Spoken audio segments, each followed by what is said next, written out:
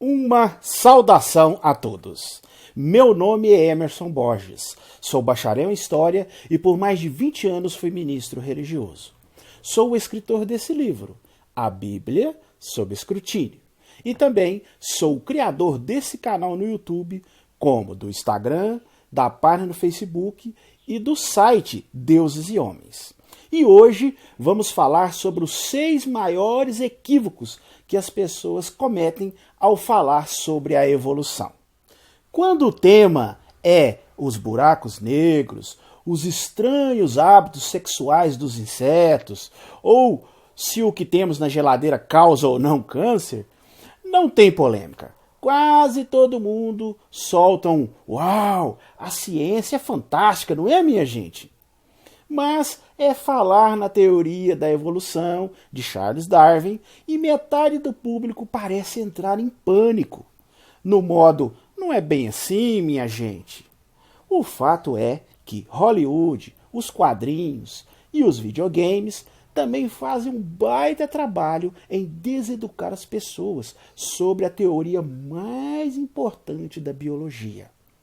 A seguir, nós vamos ver aqui algumas bobagens que pipocam em qualquer conversa sobre evolução e já passaram da hora de serem desenterradas. O primeiro grande equívoco que as pessoas normalmente cometem ao falar sobre evolução é dizer o seguinte: a evolução é só uma teoria. Você já ouviu isso? Eu já ouvi muito isso. Sim, a evolução é só uma teoria. Assim como a relatividade, a ideia de que a Terra gira em torno do Sol, que é o heliocentrismo, a teoria dos germes, que diz que doenças podem ser causadas por bactérias e vírus. Enfim, teoria em ciência não é o mesmo que a teoria lá do dono do boteco, de que jogadores de futebol de canelas grossas são piores do que os de canela fina. Uma teoria científica é uma explicação abrangente e amplamente aceita por fatos sólidos e bem conhecidos. No caso da moderna teoria da seleção natural, esse fato que apoia essa teoria da seleção natural é a evolução. Pois é, isso mesmo, um fato. A evolução é um fato. Já se sabia da evolução muito antes de Darwin.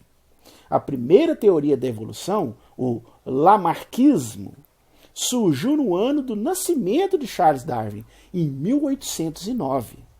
O que torna a evolução um fato observável é que os animais de hoje não são iguais aos animais do passado. Nós sabemos isso pelo registro fóssil. O registro fóssil deixa claro que os animais que existiam no passado não são iguais aos animais que existem hoje. A que conclusão então chegamos, obviamente? Isso quer dizer que os animais se modificaram, evoluíram. E Charles Darwin apenas explicou como isso aconteceu.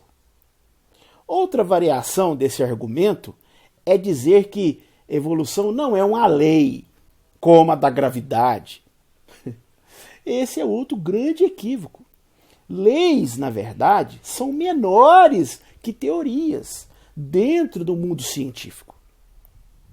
As leis descrevem o que se esperar de uma situação muito específica, por exemplo, um objeto caindo. Agora, as teorias explicam o porquê isso acontece. O porquê o objeto cai. Então, dentro do mundo científico, a teoria está num patamar acima da lei. Um segundo equívoco que muitas pessoas cometem ao falar sobre evolução é dizer o seguinte: a evolução é contra a religião. Não há como conciliar a religião com a teoria da evolução. Você já ouviu isso? Eu já ouvi muito isso, principalmente de religiosos fundamentalistas.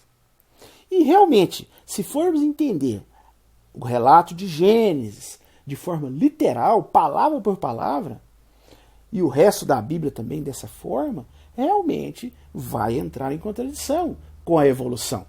Mas não só com a evolução, vai entrar em contradição com a geologia, com a genética, com a astronomia, com a arqueologia, com a paleontologia, com a história, enfim, com todas as ciências. E com todo respeito a quem acredita na Bíblia de forma literal, vai de encontro com a realidade das coisas. E, felizmente, a maioria dos cristãos não é assim. Eles não enxergam problema nenhum em acreditar em Deus e em Darwin ao mesmo tempo, lendo a Bíblia mais como uma metáfora. Um grande número de cristãos atualmente já começaram a entender a Bíblia dessa forma. Devido às grandes descobertas da ciência, eles foram levados a essa conclusão através da lógica e da razão. De fato, essa inclusive é a posição oficial da maior igreja cristã do mundo, a Igreja Católica, desde o Papa Pio XII. E foi bastante reforçada pelo Papa João Paulo II e seus sucessores. Inclusive o atual Papa, o Papa Francisco, repetidas vezes já falou que a evolução é um fato. Não só a evolução, como o Big Bang. Então, para o fiel, a evolução pode ser entendida como o plano de Deus. Então, uma coisa não tem nada a ver com a outra. Você pode muito bem ser religioso, ter suas crenças e aceitar as evidências claras da ciência, como a evolução. É digno de nota que existem muitos cientistas que são religiosos. Por exemplo, Francis Collins, que participou do projeto Genoma Humano, ele é cristão. Ele é cristão e ele acredita na evolução. Inclusive, os seus estudos sobre o genoma humano, eles forneceram mais uma prova contundente de que realmente a evolução é um fato. E, por ele ser religioso, isso não teve problema algum para ele. Por quê? Porque ele, como um cristão mais refinado, ele sabe avaliar os relatos bíblicos, principalmente os relatos do Velho Testamento, da criação do mundo, como metáforas. Um outro exemplo interessante é de Georges Lamaitre. Ele foi um padre católico que começou a desenvolver a ideia do Big Bang. Você sabia disso? Que um dos que começaram a desenvolver essa teoria do Big Bang, ele era um padre católico? Exatamente. E isso não impediu ele de dar uma grande colaboração nesse assunto. Então, o fato é que as descobertas da ciência, e em especial a teoria da evolução, como nós estamos falando aqui, elas só entram em choque com a religião quando o religioso ele insiste em encarar os relatos bíblicos de forma literal. Os religiosos fundamentalistas. Aí realmente entra em choque mesmo, não só com a evolução, mas com todas as descobertas atuais da ciência. Mas os cristãos mais refinados, eles não têm problema algum em conciliar as descobertas da ciência com a sua religiosidade. Um terceiro grande equívoco que as pessoas têm ao falar sobre a evolução é dizer o seguinte: a evolução é a lei do mais forte. Muitos falam isso. Mas, se analisarmos de maneira profunda, a seleção natural, cujo resultado é a evolução, não vamos confundir as duas coisas, hein? Então, a seleção natural ela favorece o mais apto. E o mais apto significa quem se reproduz melhor e deixa mais descendentes. Nada além disso. Quando a comida é escassa, por exemplo, ser menor gasta menos energia e pode ser uma vantagem. De nada adianta ser grandalhão e malvado e morrer de fome. Isso não gera descendentes. A seleção natural também age nos genes. Pela amplamente aceita teoria do gene egoísta, ali mostra sobre a reprodução no nível genético. E existem coisas como os genes letais, que fazem com que vários animais morram após se reproduzirem. Então, a grande questão não é o mais forte, mas o mais apto. Passou o gene, venceu.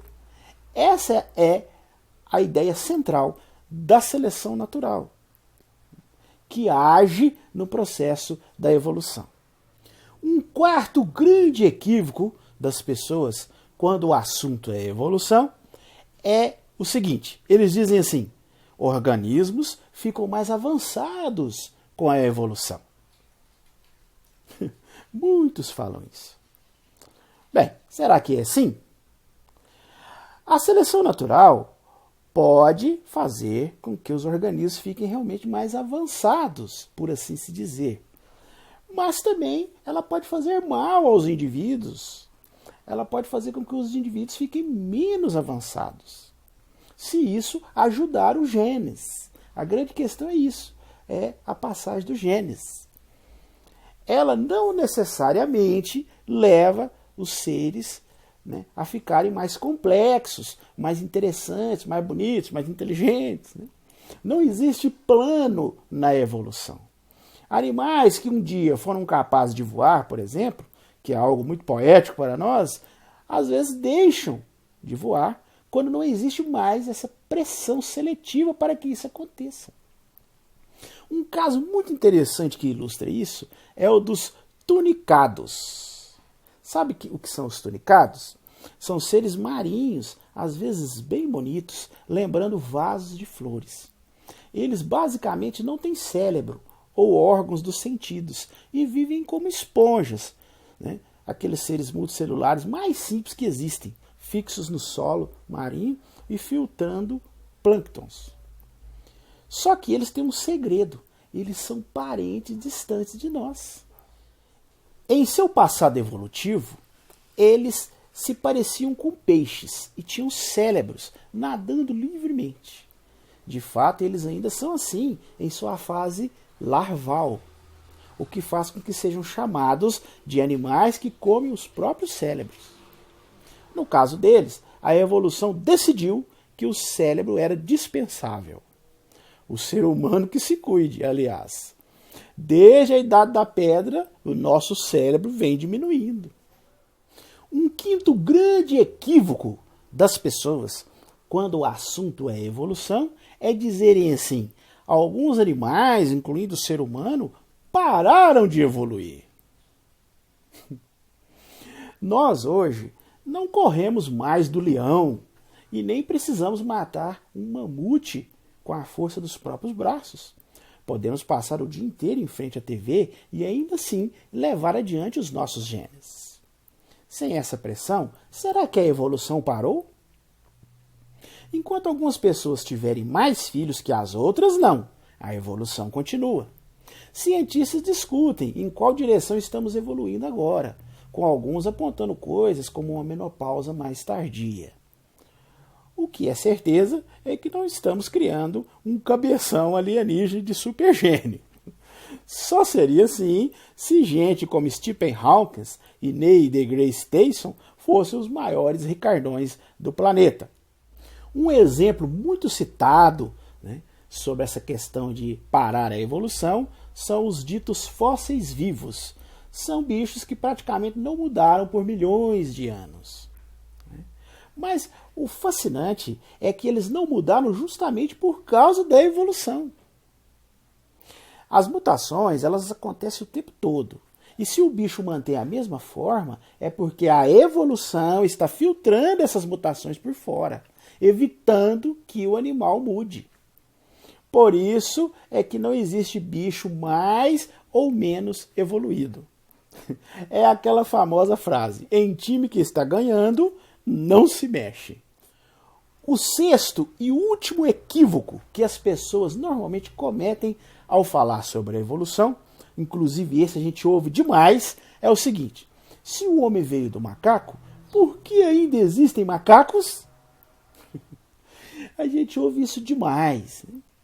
Mas na realidade essa é uma frase também dita devido à desinformação. Porque, na verdade, nós não evoluímos do macaco atual, e sim de um antepassado em comum. O Dryopithecus foi um gênero de primata que viveu há 26 milhões de anos atrás e originou tanto os hominídeos, que são os antepassados do ser humano atual, quanto dos macacos. Eles tinham dentes caninos maiores do que os dos homens, mas menores do que os de outros primatas. Seus membros eram mais curtos e o crânio menos desenvolvido do que os dos macacos atuais. Ele habitava as florestas na África. Assim como o homem, os macacos sofreram uma série de evoluções para chegar às espécies atuais, às espécies que hoje existem. Há muitas evidências de que compartilhamos um ancestral com os macacos. Por exemplo, os chimpanzés africanos têm a mesma disposição de órgãos internos, o mesmo número de ossos e quase a mesma configuração genética que o homem, 98% de semelhança. E, claro, o polegar opositor, que permite segurar objetos com precisão e transformá-los em ferramentas. Bem, esses são os 6 equívocos mais comuns que as pessoas cometem ao falar sobre a evolução. Mas, com o avanço da informação, da internet, as pessoas estão se informando melhor, né? Hoje existe muita informação. Claro, informações erradas, mas existem muitas informações excelentes e estão disponíveis para qualquer pessoa. Agora, tentativas de fazer a evolução se parecer com um conto de fadas, sendo por desinformação ou por desonestidade, essas sempre vão continuar, né? Mas nós estamos aqui para desmascarar essas tentativas. O verdadeiro conto de fadas é alegar que a evolução tem algo a ver com cães gerando gatos, né? Com animais se transformando de uma hora para outra em diferentes espécies, ou surgirem do puro acaso. E isto sim é um conto de fadas, como também, né, podemos considerar como um conto de fadas a explicação fundamentalista e religiosa, que tudo começou, né, com 2 pelados e uma cobra falante, né, que viviam lá no paraíso e tal, os animais tudo mansinho, né, e aquela coisa toda. Isso são contos de fada. Né? E nós que defendemos a evolução, não somos a favor de contos de fadas. Se você conversar com qualquer um que conheça e aceite a evolução, você vai descobrir que essas ideias, né, de cães virando gatos instantaneamente, né, animais se transformando em outros, né, em curtos períodos, ou por puro acaso, essas ideias são ridículas para quem realmente entende a evolução. A evolução é tanto o fato como a teoria. É o fato cientificamente estabelecido de que a vida evolui e continua evoluindo. E a teoria da evolução explica como isso se dá. Existem muitas razões que tornam importante o entendimento da evolução. Não apenas porque ela é essencial para a compreensão da biologia. Nós convivemos com vírus que rapidamente desenvolvem resistência aos nossos sistemas de defesa. Por isso que a vacina foi um grande avanço na humanidade. E também o desenvolvimento de novos remédios, novos antibióticos. Por quê? Porque os vírus rapidamente, né, desenvolvem resistência. Eles evoluem. Né, e a evolução começa ali, né, a nível celular. Né, e com o passar de milhões de anos, né, essas pequenas e microevoluções, elas vão a cada dia, né, aumentando um pouco mais, aumentando um pouco mais. Então é um processo, a evolução é um processo que leva milhões de anos. Né, e começa nos vírus, começa dentro da célula, começa nos genes. Portanto, falhar em entender esse processo significa falhar em entender uma das ameaças mais mortais que enfrentamos hoje, que é o rápido desenvolvimento de resistência, né, dos vírus ao nosso sistema de defesa. Mas, felizmente, pela curiosidade e cuidadosa dedicação ao trabalho de gerações de cientistas, nós agora entendemos com mais detalhes do que qualquer outro momento da história as respostas para as maiores perguntas sobre a vida em nosso planeta. Essas são as peças-chave da herança científica, que vale a pena passar para novas gerações, que certamente irão aperfeiçoar o nosso entendimento sobre a vida. Este era o assunto de hoje. Se você chegou até aqui, é porque gostou do vídeo. Então, não se esqueça de dar o joinha aí no nosso vídeo. E estoure esse like aí de joinhas para nós. Isso é muito importante para que o nosso vídeo tenha uma abrangência maior, né? Se inscreva aí no nosso canal, né? Clique aí no quadradinho do lado aí. Se inscreva em nosso canal. Comente. Compartilhe com seus contatos. E não se esqueça de acionar o sininho de notificações. Se você desejar adquirir o meu livro, eu vou deixar aqui na descrição desse vídeo os links aonde você pode adquirir o meu livro. E se você desejar assistir os outros vídeos da série, que nós já fizemos mais de 40 vídeos, então se você desejar assistir a eles, eu vou deixar todos os links de todos os vídeos que nós já fizemos aqui na descrição desse vídeo. É só você olhar aqui que você vai ver os links. No mais, eu desejo uma boa semana a todos e até o nosso próximo vídeo.